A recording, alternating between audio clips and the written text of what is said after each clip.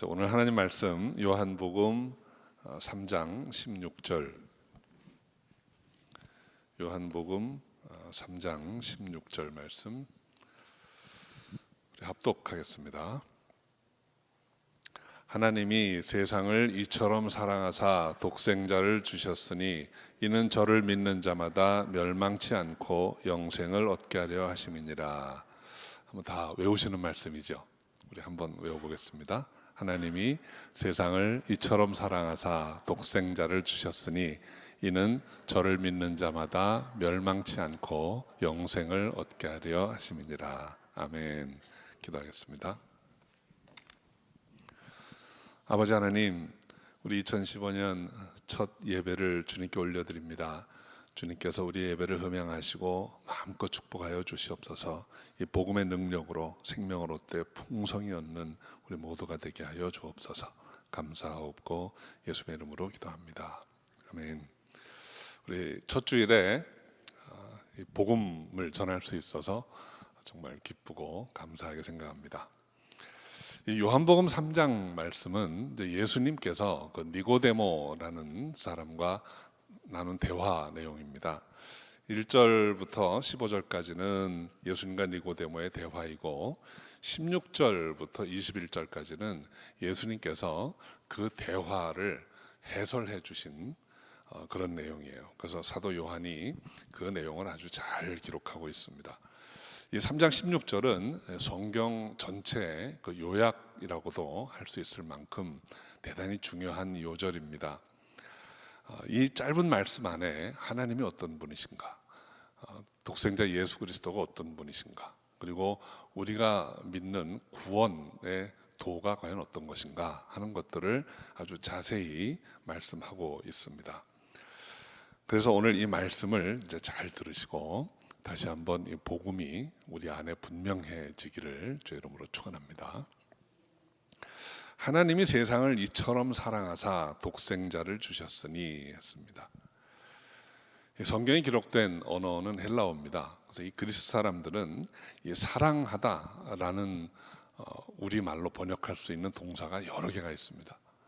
대표적으로 한 4가지 정도가 있는데 그 중에 하나는 에로스라는 것입니다. 또 필로스, 또 스톨케, 그리고 아가페, 이런 4단어가 많이 쓰입니다. 일반적으로 에로스는 남녀 간의 그 사랑을 이야기하는 거죠. 필로스라는 말은 친구 간의 우정입니다. 그리고 스톨케라는 말은 가족의 사랑을 이야기합니다. 아가페라는 단어는 굉장히 좀 추상적인 단어인데 가장 높은 수준의 사랑을 표현할 때 아가페라는 말을 씁니다. 그런데 본문에는 하나님이 세상을 이처럼 사랑하사 할 때 그 사랑하사라는 단어를 아가페 동사를 쓰고 있어요. 그래서 실제 문법적으로 보면 이제 아가페라는 동사의 과거 시제로 되어 있지만 분명한 것은 지고의 사랑이라는 것입니다. 이 남녀 간의 사랑도 중요하고 이 에로스의 사랑이 뭐 국경을 넘는다고 그러지 않습니까? 그래서 아름다운 가정을 이루게 하는 아주 뜨거운 사랑입니다. 중요합니다. 친구 간의 사랑도 굉장히 중요합니다. 그 친구 간의 우정, 그 의리가 아주 많은 일들을 해내는 원동력이 되기도 합니다. 또 가족의 사랑은 뭐 앞에 있는 두 사람과는 비교할 수 없을 정도로 더 친밀하고 깊은 사랑이죠. 그런데 이 아가페의 사랑은 이 모든 사랑을 초월하는 더욱 아름다운 그런 사랑입니다. 이 아가페의 사랑, 하나님이 보여주신 이 아가페의 사랑은 과연 어떤 것일까? 성경 전체를 통해서 보면 이 하나님의 사랑이 어떤 것인지를 우리가 한 4가지 정도로 요약해 볼 수 있습니다. 첫째는 하나님의 사랑은 조건이 없습니다. 무조건적입니다. 하나님께서 이 아브라함을 부르실 때에도 아무 조건 없이 부르신 거예요. 저는 이 복음성가 중에 아주 좋아하는 찬양이 왜 날 사랑하나 라는 찬양이 있습니다. 아마 많은 분이 아실 거예요. 하나님은 왜 나를 택하시고 나를 사랑하시나? 우리는 그 이유를 모릅니다. 여러분 아십니까? 그 이유는 우리가 알려고 하는 게 중요한 게 아니고 어떻게 나 같은 사람을 사랑하시나 하고 그냥 감사하면 되는 것입니다. 그냥 감사하시기 바랍니다. 하나님의 사랑은 조건이 없습니다. 두 번째로 하나님의 사랑은 일방적입니다. 짝사랑이라고 할 만큼 일방적입니다. 이쪽에선 도무지 반응을 하지 않아도 혹은 좀 나쁘게 반응을 해도 하나님의 사랑은 거두어지지 않습니다. 이 하나님의 일방적인 사랑을 가장 잘 표현해 주는 성경이 호세아서예요. 호세아서에 보면 여러분 하나님께서 이 호세아를 통해서 아주 극단적인 한 모습을 보여줍니다.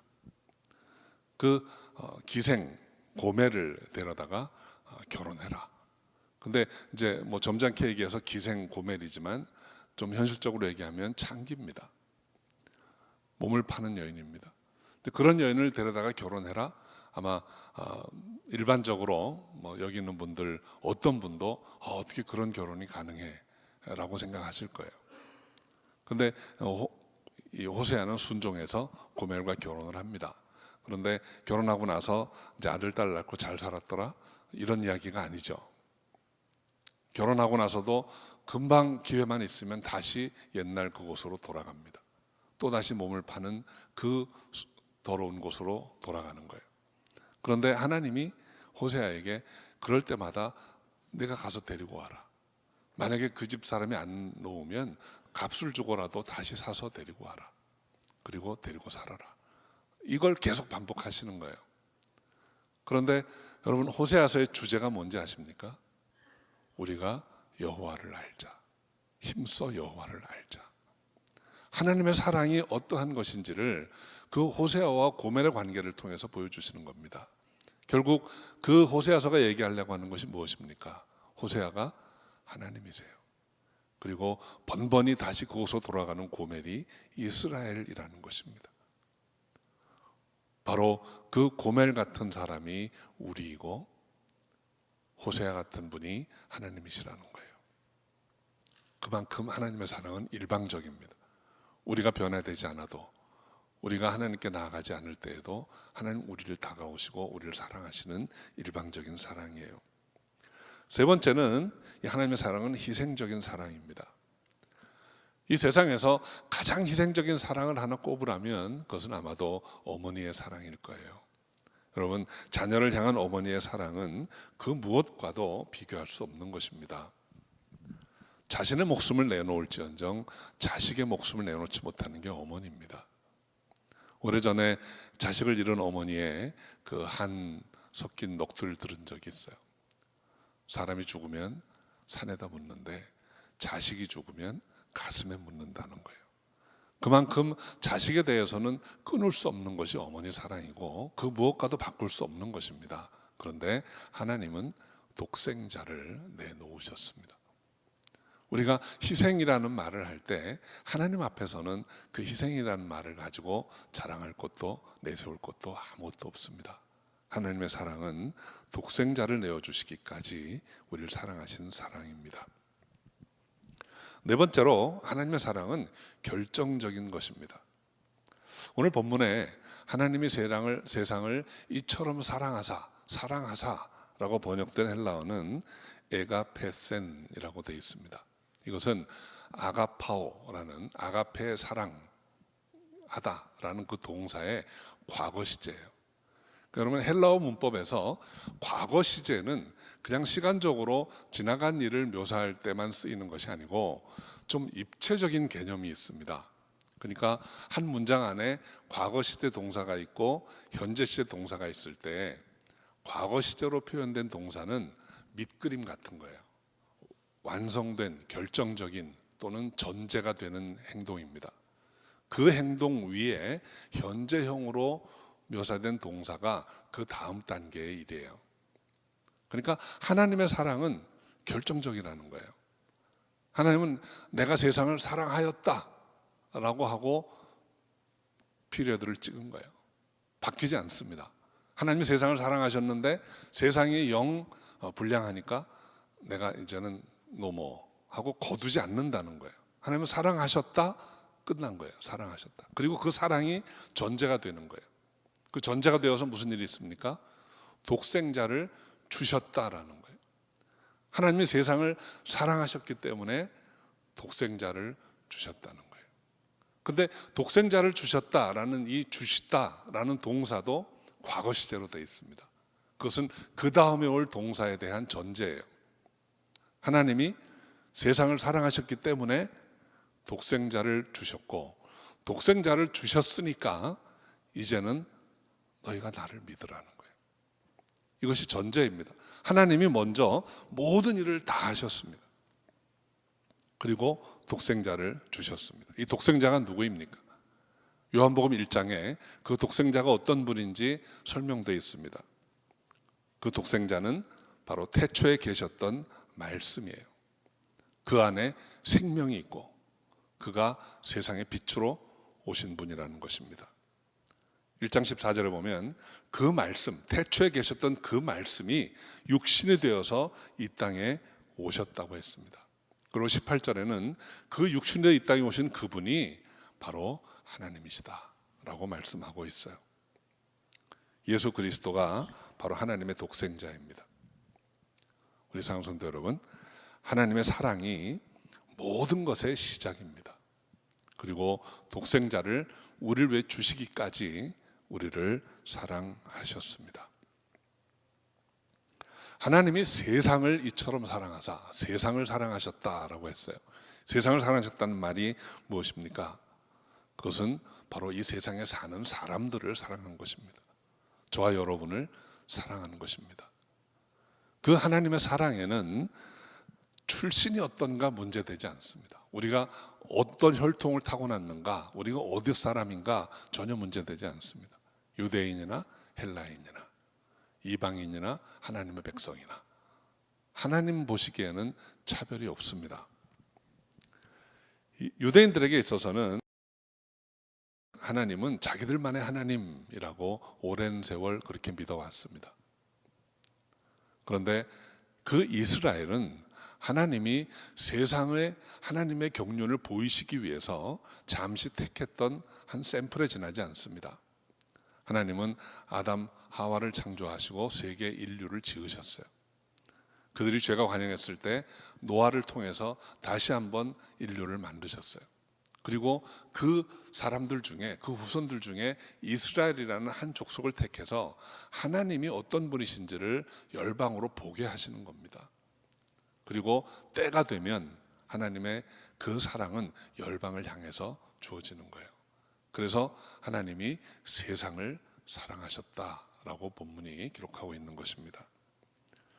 이 세상에 살고 있는 우리가 어떻게 살았는가, 우리가 어떤 형편이 어떤 처지에 있는가 전혀 문제되지 않는다는 것입니다. 여러분, 성경에 보면 정말 그럴듯하고 괜찮은 사람들을 주님이 만나고 택하셨나요? 주님이 주로 만나고 택하신 분들이 어떤 분들입니까? 죄인, 세리, 장기, 몸을 못 쓰는 자, 가난한 자, 혹은 귀신 들린 자, 이런 사람들을 주님께서 가까이 하시고 그들을 택하셨어요. 그리고 그들에게 하나님의 은혜를 베풀어 주셨습니다. 오늘 우리의 출신이 어떤가, 우리가 어떻게 살아왔는가, 그것을 보고 하나님이 은혜를 줄 거냐 말 거냐를 결정하신 것이 아닙니다. 하나님은 이미 오래전에 결론을 내리셨다는 거예요. 하나님이 세상을 이처럼 사랑하사. 하나님의 사랑은 결정적입니다. 하나님의 사랑은 무조건적이고 일방적이고 희생적이고 그리고 결정적입니다. 하나님은 그렇게 세상을 사랑하셨습니다. 그런데 그 사랑받은 우리가 믿는 자가 될 때, 믿을 때 그 하나님의 은혜와 사랑이 우리에게 다가오는 것입니다. 본문에서 믿는 자, 저를 믿는 자마다 이렇게 말합니다. 믿는 자라고 번역된 헬라어는 피스티온입니다. 이것은 현재형으로 되어 있어요. 그러니까 아까 과거형으로 되어 있던 게 어떤 거였습니까? 하나님이 세상을 사랑하셨다. 결정됐습니다. 사랑하시기 때문에 독생자를 주셨다. 이것도 결정된 것입니다. 중요한 것은 이제 믿는 것입니다. 이 믿는 자, 현재형으로 된 이 믿는 자는 2000년 전에도 현재형이었어요. 그때 예수께서 말씀하실 때 니고데모가 믿는다면 멸망치 않고 영생을 받는 것입니다. 2000년 지난 지금에도 이 믿는 자는 현재형입니다. 저와 여러분이 믿기만 하면, 이미 우리를 사랑하셔서 독생자를 보내주신 하나님의 그 사랑을 믿기만 하면 멸망치 않고 영생을 얻게 되는 것입니다.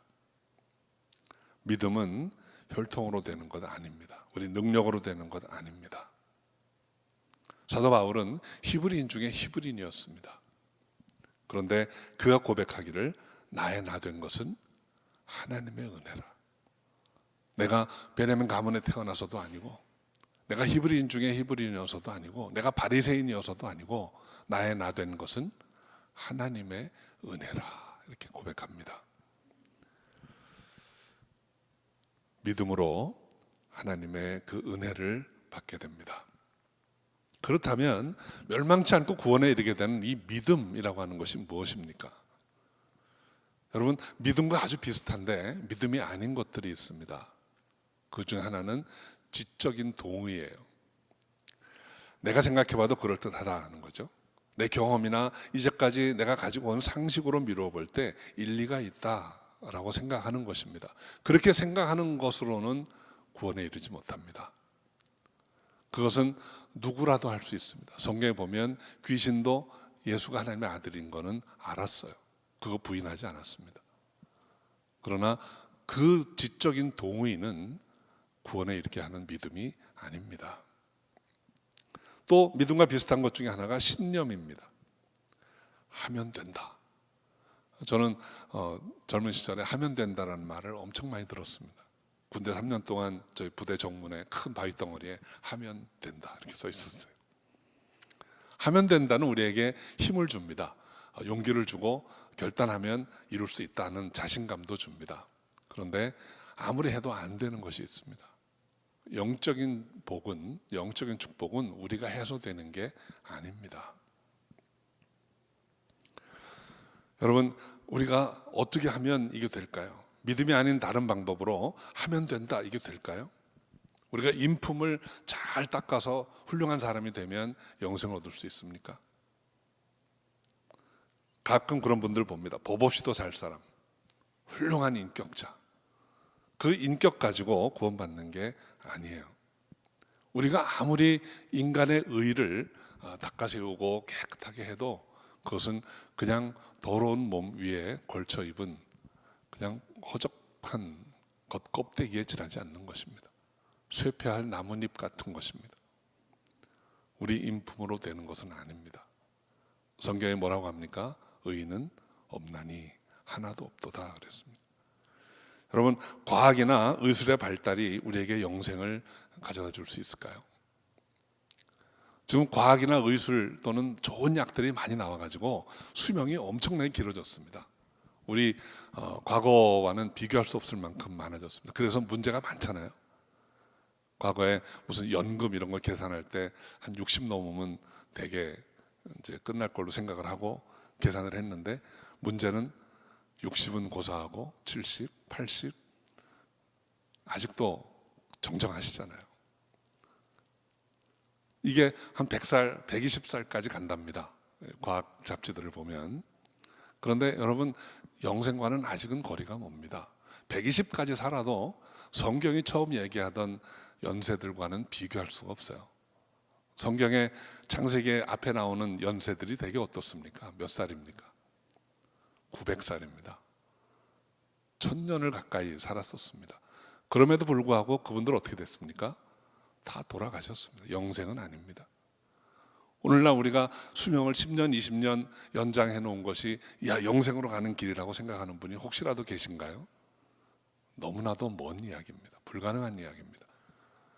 성경이 수천 년 동안 증거한 것은, 그리고 우리 이 세상이 우리에게 보여준 것은 다 때가 되면 간다 하는 거죠. 영생은 과학이나 의술 가지고 해결할 수 있는 문제가 아닙니다. 고행이나 수련으로 가능할까요? 아무리 고행을 한다 한들 우리의 죄가 없어집니까? 아무리 수련을 해서 공중부양을 한들 우리가 영생을 얻을 수 있겠습니까? 영생과는 관계가 없는 일입니다. 성경은 하나의 길을 이야기합니다. 그것은 믿음입니다. 하나님을 믿고 하나님 보내주신 독생자 예수 그리스도를 내 영혼의 구주로, 내 생명의 주님으로 믿고 영접할 때 영원한 생명을 얻을 수 있다는 것입니다. 그래서 이것을 은혜라고 합니다. 은혜라는 말은 그냥 사전적으로 정의하면 공짜예요. 선물. 왜 그렇습니까? 우리가 무엇을 주고도 살 수 없는 것이기 때문에, 우리가 아무리 애를 써도 얻을 수 없는 것이기 때문에 그거는 받을 수밖에 없어요. 받는 것밖에 다른 길이 없어요. 그래서 은혜라고 하는 것입니다. 이 은혜의 조건이 바로 믿음이라는 거예요. 믿으면 멸망치 않고 영생을 얻게 된다라고 오늘 본문이 약속합니다. 3장 17절부터 21절은 이 복음에 대한 반응에 따라서 운명이 결정된다라고 해설해 주고 있습니다. 하나님 편에서는 이미 결론을 내렸습니다. 그리고 그분의 뜻을 드러내셨습니다. 사람들이 하는 거 보고 어떻게 할 것이다 라고 한 것이 아니고 이미 세상을 사랑하셨고 독생자를 주셨습니다. 그리고 믿는 자는 구원받는다라고 하세요. 17절 말씀 3장 17절에 보면 하나님이 그 아들을 보내신 것은 세상을 심판하려 하심이 아니요 저로 말미암아 세상을 구원하려 하심이라. 우리 사랑성도 여러분, 이거 굉장히 중요한 말씀입니다. 가끔 하나님의 뜻을 오해하시는 분들이 있습니다. 아마도 이런 생각을 한두 번 해보신 분 계실 것 같아요. 저도 예수 믿기 전에 한 번쯤 해봤던 생각입니다. 하나님이 뭐 때문에 천국과 지옥을 만들어 놓으시고 멀쩡히 잘 살고 있는 우리에게 다가오셔서 하나님을 믿으면 천국 가고 안 믿으면 지옥 간다. 왜 이렇게 하실까 하는 생각을 해본 적이 있습니다. 근데 그거는 근본적으로 잘못된 생각입니다. 어떤 게 잘못됐을까요? 우리가 따뜻하고 편안한 공간에서 잘 살고 있는데, 잘 살 수 있는데 안 믿으면 지옥 가고 믿으면 천국으로 가는 게 아닙니다. 우리는 지금 어떤 삶을 살고 있습니까? 잘 사는 것처럼 보이는 곳에 있습니다. 그런데 우리 인생의 끝은 어디입니까? 제가 어렸을 때 저희 아버지한테 들은 이야기입니다. 여러분, 한국에 6.25 전쟁이 났을 때 한강 다리가 끊어졌어요. 폭파시켰어요. 마포 쪽에서 이렇게 가면 다리는 안 보입니다. 사람들은 계속 갑니다. 사람들이 서 있지 않고 계속 갑니다. 그래서 계속 줄을 서서 밀고 계속 갔다 그래요. 근데 다리 앞에 있는 사람들은 어떻게 된 겁니까? 계속 다리 아래로 떨어지는 거예요. 뒤에서는 그냥 가는 길이 있는 줄 알고 가는 겁니다. 그 안에서 밥해 먹을 거라고 좋은 솥도 짊어지고 춥지 않을 거라고 이불 보따리도 등에 지고 가족들 다 손 붙잡고 계속 가는 거예요. 가서 어떻게 돼요? 계속 떨어져요. 그게 세상입니다. 어쩌면 저와 여러분이 살아가는 이 세상이 좀 내년쯤 더 좋은 거 먹으려고 이렇게 싸고 있고 우리 가족들 손 안 놓치려고 다 붙잡고 있고 열심히 가는 거예요. 가니까 계속 앞엔 그것 안 쳐지려고 그 대열에서 조금이라도 더 빨리 가서 끝까지 가려고 하는데 막상 와보니까 어떻게 됩니까? 와서 끊어진 다리를 보는 순간은 늦었습니다. 돌이킬 방법이 없습니다. 뒤에서 밀어 제낍니다. 그게 세상입니다. 그런데 그렇게 끊어진 다리를 향해서 가고 있는데 갑자기 공중에서 헬리콥터가 하나 나온 거예요. 줄을 내려주고 이 줄을 잡으면 산다. 이게 복음입니다. 하나님이 끊어진 다리를 향해 가는 이 세상을 사랑하셔서 그들에게 오셔서 밧줄을 내려주시고 이거 잡으면 산다. 그 밧줄이 독생자 그리스도입니다. 그리고 그 줄을 잡는 것이 우리 믿음입니다. 우리가 믿음으로 예수 그리스도를 붙잡으면 멸망치 않고 영생을 얻게 되는 거, 이게 복음이에요. 여러분, 오해하지 않으시기 바랍니다. 우리는 중간에 있지 않습니다. 하나님 모르면 그냥 편하게 영원히 살 수 있는 거 아닙니다. 우리는 깨닫든지 못 깨닫든지 상관없이 엄연한 사실입니다. 세상은 끝이 납니다. 그리고 그때가 되면 우리는 다 멸망하게 되어 있습니다. 그런데 하나님이 세상을 사랑하셔서 우리에게 오셔서 예수를 믿으라 이렇게 하신 것입니다. 혹시라도 제가 아까 말씀드린 것처럼 생각한 분이 계셨다면 오늘 생각을 바꾸시기 바랍니다. 요한복음 3장 18절에 보면 믿지 않는 자는 하나님의 독생자 이름을 믿지 아니하므로 벌써 심판을 받은 것이다 그랬어요. 여러분, 하나님을 믿지 않는 사람은 새롭게 심판받을 필요가 없습니다. 옛날에 이미 심판받았고 우리가 육신의 삶을 마치게 되면 멸망에 가기 때문이에요. 그러나 우리에게 기회가 주어진 것입니다. 하나님이 세상을 사랑하십니다. 그 하나님의 무조건적이고 일방적이고 그리고 희생적이고 결정적인 그 사랑을 믿으셔야 돼요. 그리고 예수 그리스도를 믿음으로 붙잡으셔야 합니다. 믿지 않는 이유가 있습니다. 사람들은 믿지 않는다고 했습니다. 세상이 믿지 않는다고 했습니다. 19절에 보면 그들이 빛보다 어두움을 더 사랑하기 때문이라고 했어요. 그분이 누구신지 몰라서가 아니고 그분보다 어둠을 더 사랑하기 때문에 예수 그리스도를 부인하고 믿지 않는다고 했습니다. 잠시 있을 이곳이 영원할 거라고 착각하고 있기 때문입니다. 잠시 이 땅에서 누리는 쾌락이 참 기쁨이라고 속고 있기 때문입니다. 진리를 쫓는 자는 빛으로 나옵니다. 저는 저와 여러분이 어두운 곳을 벗어나기를 소원합니다. 내가 있는 이곳이 어두운 곳이라는 것을 인정하고 그리고 벗어나기를 소원합니다. 이것이 회개입니다. 회개는 어둠 가운데 있던 내가 이제는 빛 가운데로 나가겠습니다 결단하고 발을 떼는 거예요. 우리 상순도 여러분, 저는 우리 모두가 멸망치 않고 영생 받기를 주 이름으로 축원합니다. 그러려면 믿음이 있어야 합니다. 다시 한번 정리해 드립니다. 무엇을 믿어야 합니까? 우리가 멸망할 수밖에 없는 죄인이라는 것, 우리 힘으로는 이 죄의 길에서 멸망의 길에서 돌이킬 수 있는 능력이 없다는 것을 믿어야 됩니다. 두 번째는 하나님이 세상을 사랑하신다는 거예요. 그리고 세상 중에 있는 나를 사랑하셔서 나를 구원하기 원하신다는 것입니다. 그리고 그 구원의 길로 독생자 예수 그리스도를 보내셨어요. 그 예수 그리스도께서 내 죄값을 십자가에서 대신 치르시고 부활하심으로 내게도 영원한 생명길을 열어놓으셨다는 것입니다. 전적으로 하나님께서 하신 일입니다. 하나님께서 하신 이 은혜를 내 것으로 만들기 위한 방법은 딱 하나입니다. 그렇습니다, 주님. 그걸 믿는 것밖에 다른 길이 없는 거예요. 이 믿음으로 멸망치 않고 영생을 받게 되시기를 주 이름으로 축원합니다. 오늘 2015년 첫 예배에 이 복음이 우리의 삶에 다시 한번 분명해지기를 바랍니다. 하나님이 세상을 이처럼 사랑하사 독생자를 주셨으니 이는 저를 믿는 자마다 멸망치 않고 영생을 얻게 하려 하심이라. 이 말씀을 믿음으로 영생을 얻고 생명을 얻되 풍성히 얻는 저 여러분 다 되시기를 주 이름으로 축원합니다. 기도하겠습니다.